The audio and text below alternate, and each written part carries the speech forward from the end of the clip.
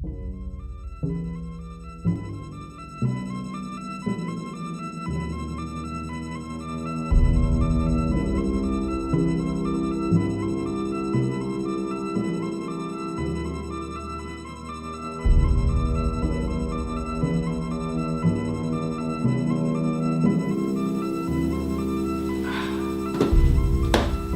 you doing, guys?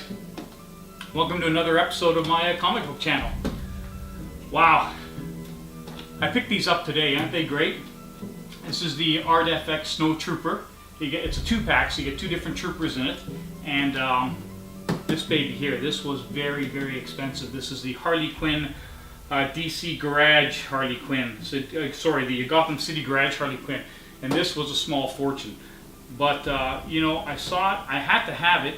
And yeah, I bought it, and I also ordered the Catwoman as well, which is going to come in a few weeks. So yeah, spent the better part of $1,000 today, but you know, it's worth it. I have a feeling this one is going to be very hard to get in the future, because the comic book store that I purchased it off of, you know, they got 3 in yesterday and they're all gone. I bought the last one. So first we're going to do an unboxing. And then what we're going to do is, I got my special guest Mike and my special guest Jose here. We've all got some books, so we're going to go through some of them, and yeah, I think this is going to be a really cool episode. So let's start by taking a look at these really nice figures I just purchased. Okay, so we're going to start with the Art FX. This is the Art FX Snow Troopers 1/10 scale. Picked this up today. It's about $100, just a little bit more than $100. These are the individual pieces. I've already unwrapped them just to save some time. You see, everything comes in these little plastic bags, so they're open. So if you ever want to sell it at a later date, you can just put them back inside and you know, stick them on eBay. 2 bases, 1 for each. They're magnetic, so once the troopers are together, they'll just basically stand on the bases. So very nice, very nice. And we're just going to assemble them. I'll let you see the the final product once it's assembled here. So let's just get started. A little bit of tight fit, but you can see they do go together.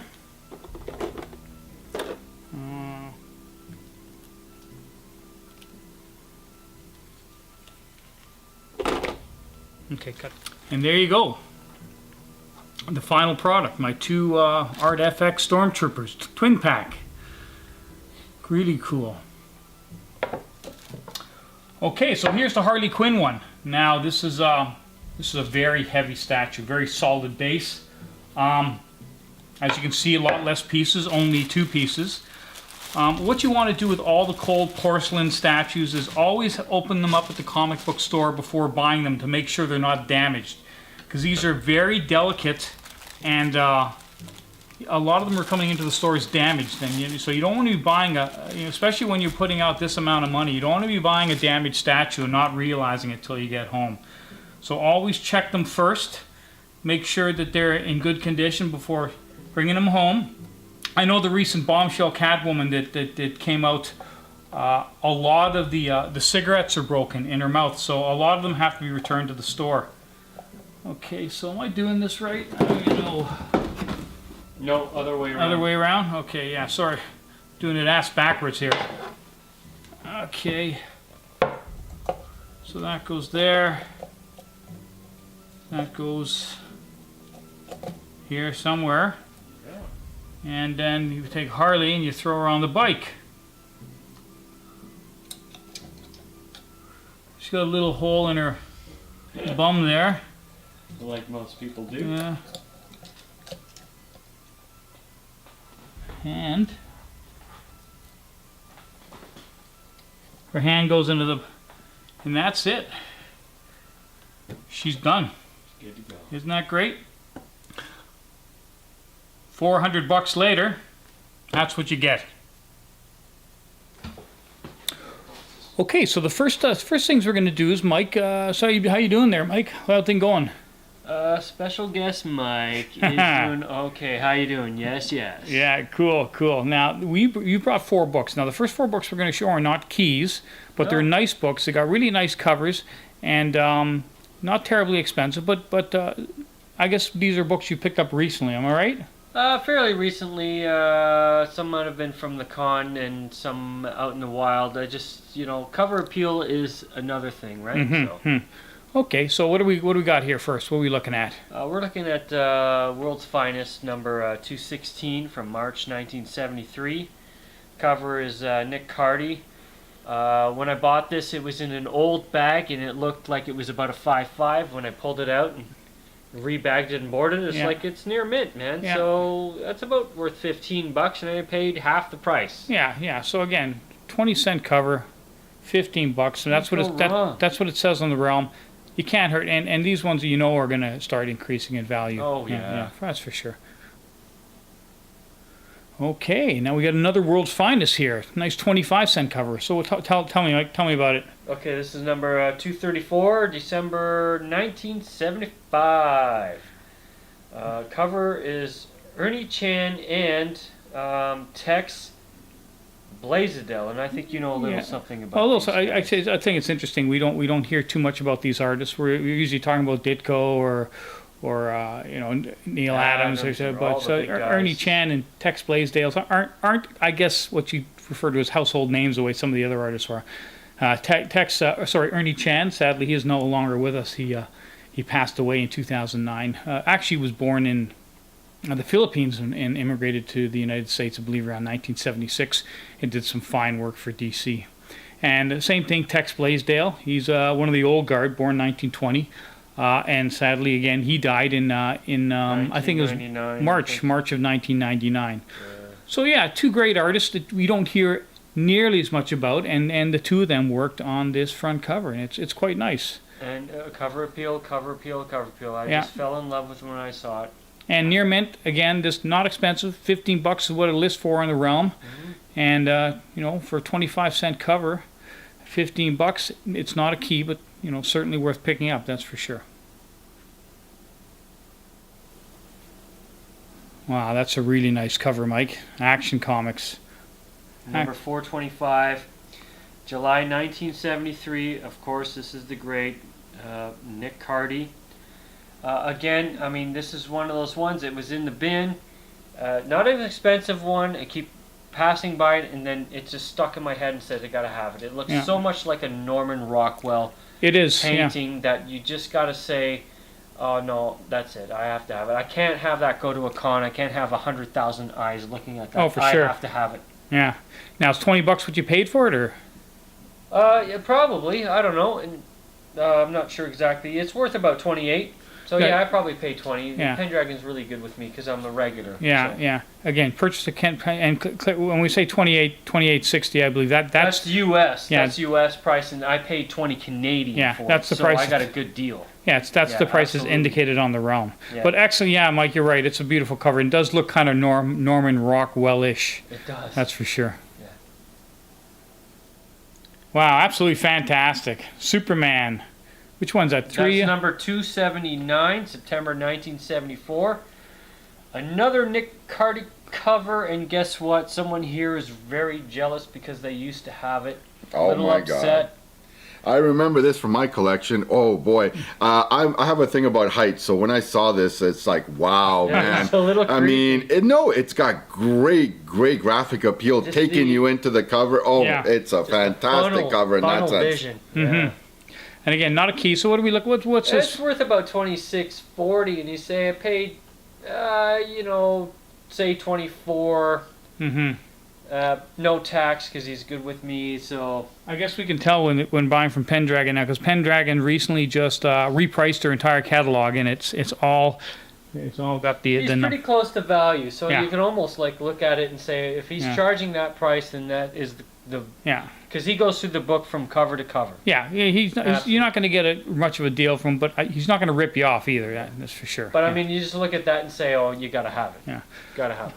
All right, those are some fantastic books, Mike. Thanks for bringing them over and sharing them with us. Yes.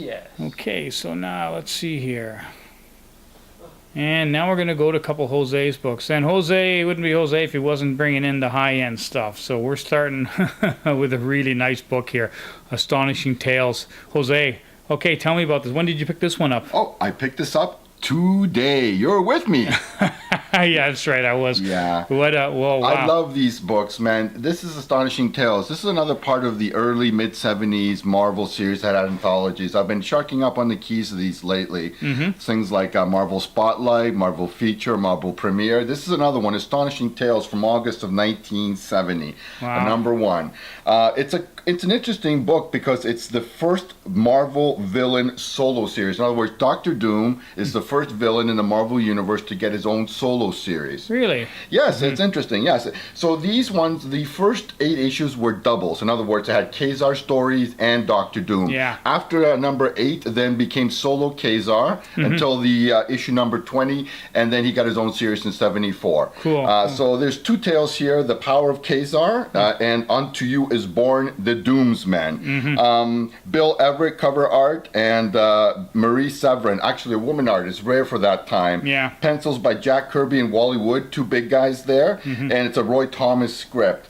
It's interesting because I picked this up. It was $60, which was a little high. On the Overstreet, it's about, and I would judge this to be a VF minus 7.5. Yeah. About $38, which is about 45, 46. But I got 25% off, so it brought it right in line at $45. Yeah. Yeah. Cool. Excellent pickup for that. 15-cent cover, nice condition for under $50. Had to have. Fantastic, Jose. Absolutely fantastic. And Jungle Action number 5. Wow, another nice key, Jose. Nice pickup. Oh, this one is a really, really red hot key from July 73. As we all know, when the Marvel Studios announced their announcements for all the movies, Black Panther did get a release date, 2018, a couple of years from now. So therefore, all his issues have gone sky high.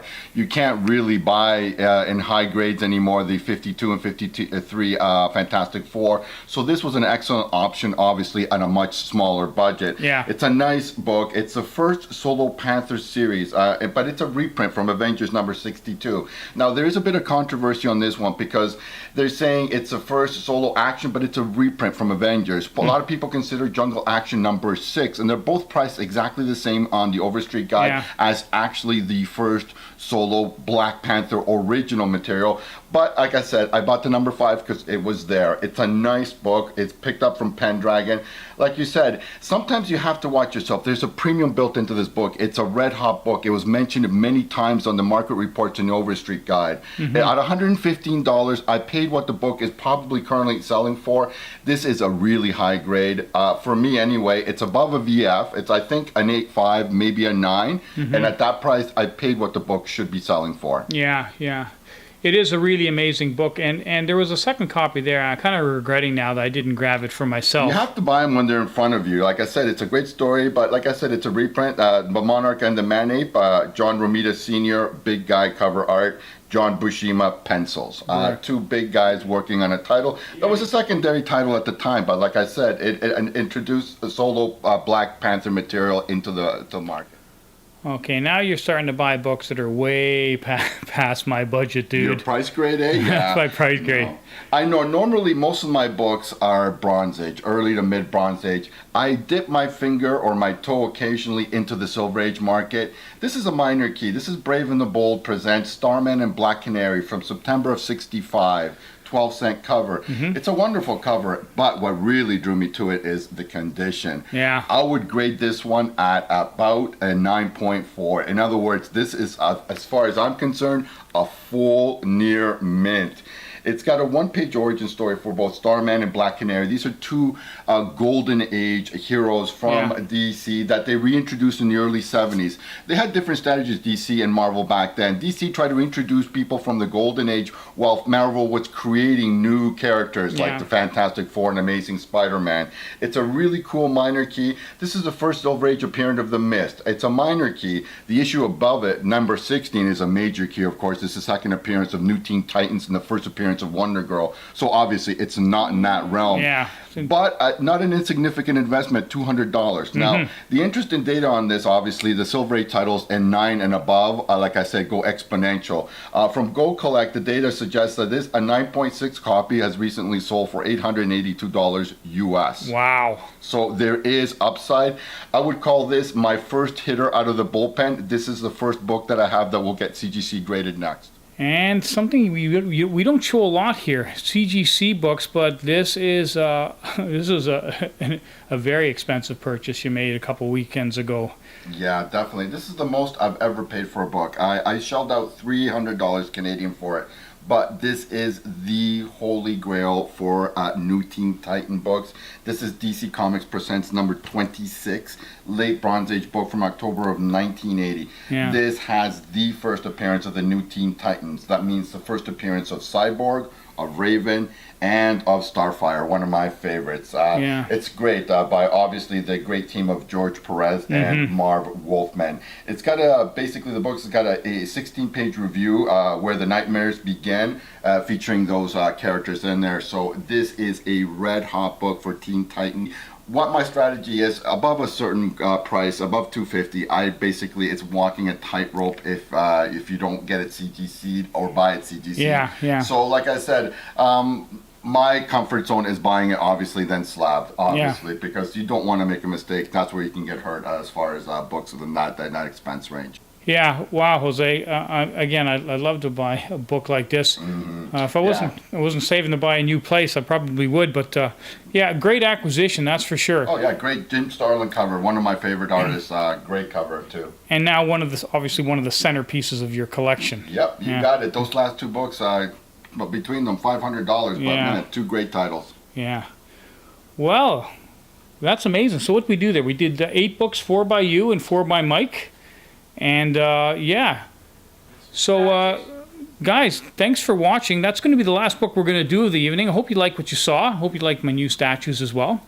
If you did like what you saw, you know, leave a comment, and because we love reading them. And I guess the next comic book next episode is going to be the December Con, because that's coming. December Con, be there next week. Next week. Yeah. So we're looking forward to that. I'm going to shoot some footage. And yeah, see you next time.